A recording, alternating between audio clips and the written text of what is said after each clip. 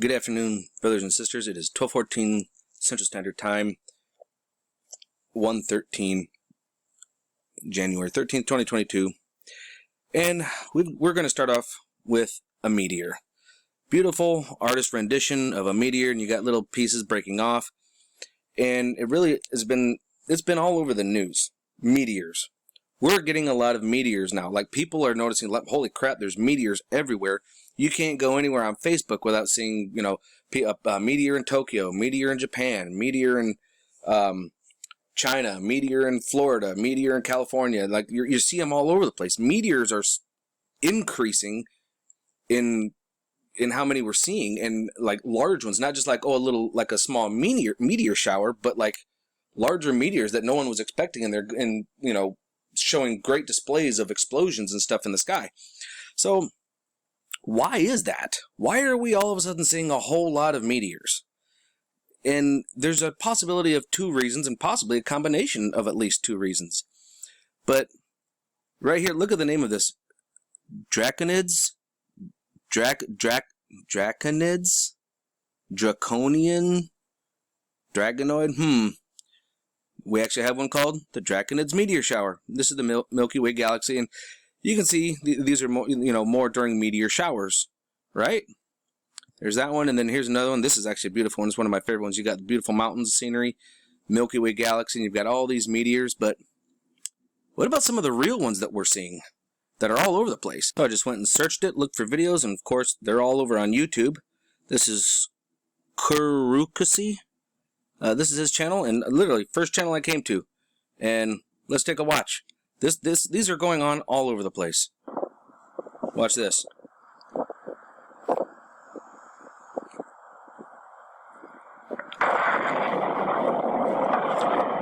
Woof. Could you imagine being there and hearing that? My butt would pucker so tight you'd be able to get a diamond out of a lump of coal. I mean, look at this. A meteorite is a solid piece of debris from an object, such as a comet, asteroid, or meteoroid. Look at this one. That Beautiful. originates in outer space and survives its passage through the atmosphere to reach the surface of a planet or moon. Look at When that. the original object enters Craziness. the atmosphere, Look at all the ones there. various factors such as friction, pressure, and chemical interactions with the atmospheric Look at all of gases them. cause it to Are we sure that's a heat up meteor? and radiate energy. Or is that a It crashing then UFO? becomes a meteor and Spaceship. forms a fireball. It got blown up in space and now it's falling. Also known as Who a knows? shooting star or falling star. Astronomers The call point the is, brightest examples bolides. they're happening more and more and more and more.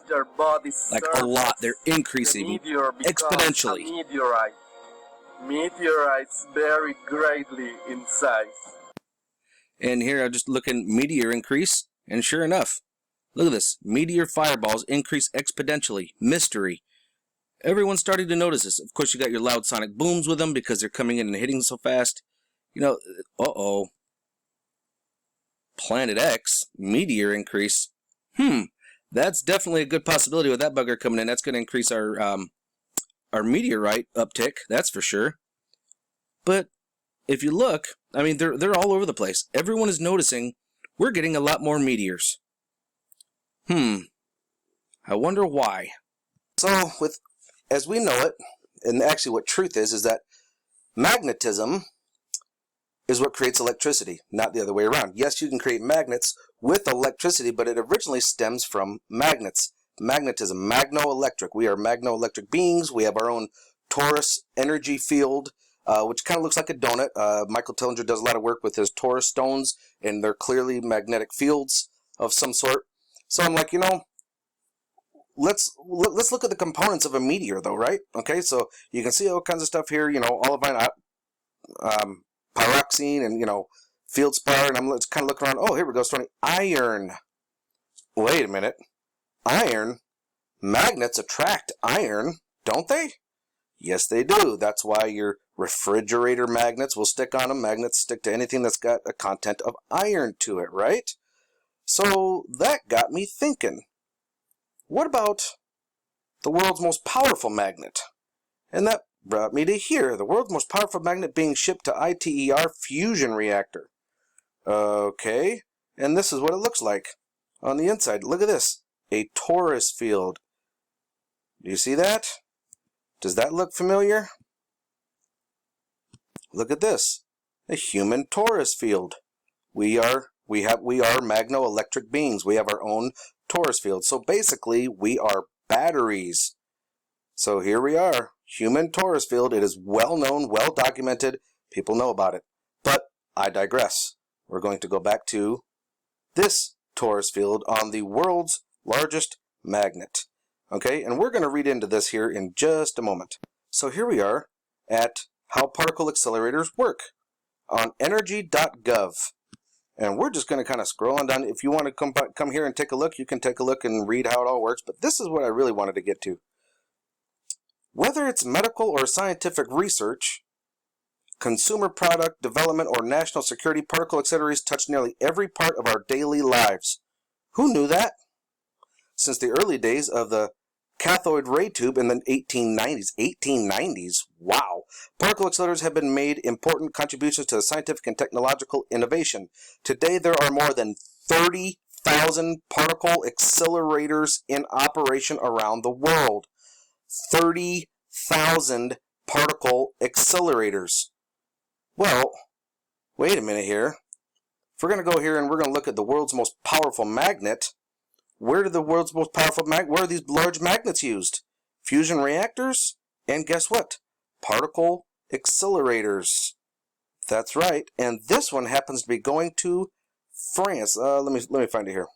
How do you build the world's largest magnet? It's complicated, but guess what? They've been doing it. Yep, most powerful magnet, the central solenoid, is finally here, or at least the first pieces of it is fully assembled. It will be 59 feet tall, 14 feet wide, and weigh about 1,000 tons, meaning the decade in the making magnet will be truly massive. Appropriately, it will find a home in southern France at the world's largest fusion reactor, the International Thermonuclear Experiment Reactor. What? By 2023. That's next year, folks.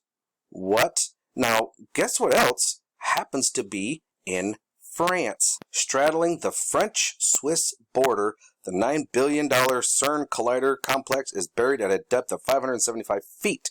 The tunnel complex runs along a 17-mile circuit. Scientists involved in the project say the laboratory was built underground because Earth's crust provides protection against radiation. Yes, that is correct. It's in France. Isn't that interesting? Look at the size of this thing. I mean, it's massive. It's going to end up going here. It's going to help power this. That's right. Now, why is that a big deal? When I put in world's most powerful magnet, I came over here to New Scientist, their newsletter. States right here. And we see where it's going. Right? We already know exactly where it's going. There's the field. Let's read on it, shall we? It's being shipped to France for installation in their core of their ITR, the Experimental Fusion Reactor, which is also consequently going to be connected to CERN. The magnet known as the central solenoid is being shipped in parts, will be 18 meters tall, 4.2 meters wide, and around 1,000 tons once fully constructed. With a magnetic field strength of 13 Tesla, it will be about 280,000 times stronger than the Earth's own magnetic field. Because of this, the structure that the central solenoid sits in will have to withstand forces equal to the thrust of a space shuttle liftoff. Twice the thrust of a space shuttle liftoff. Holy flippin' crap. The magnet will be constructed from 6 modules, each containing 45 kilometers of coiled niobium tin superconductors. Once these coils are in place, they will be sealed with 3,800 liters of epoxy and resin shipped. Okay, hang on a second. Let's really get down here. Let's get into a little bit more meat and potatoes of it. The plan is to create 500 megawatts of usable energy from an input of 50 megawatts. Who believes that rubbish? No, there's something else going on. You look right up here. Look at this. It is hoped that ITER will provide the feasibility of creating fusion energy on the industrial scale by replicating the process seen in the center of our sun. What are they doing? Look at this.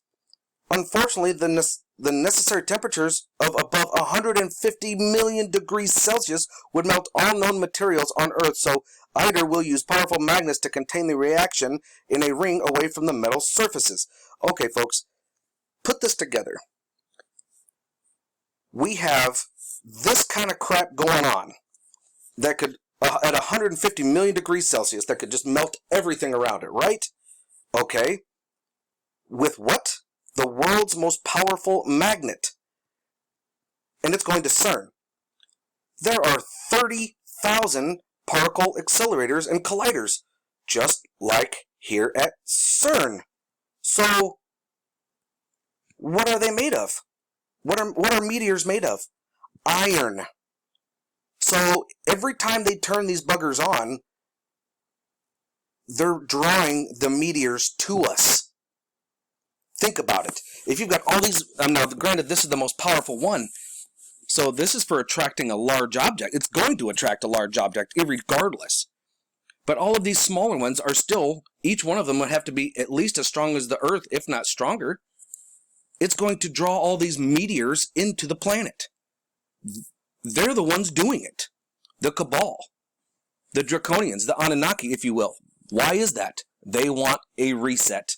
They're trying to destroy mankind again.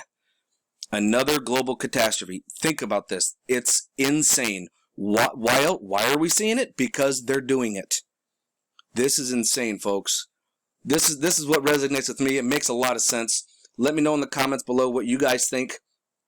If what I'm saying, if I'm kind of on the right track, or if you think I'm nutty, go ahead, leave your comments. Say I'm nutty.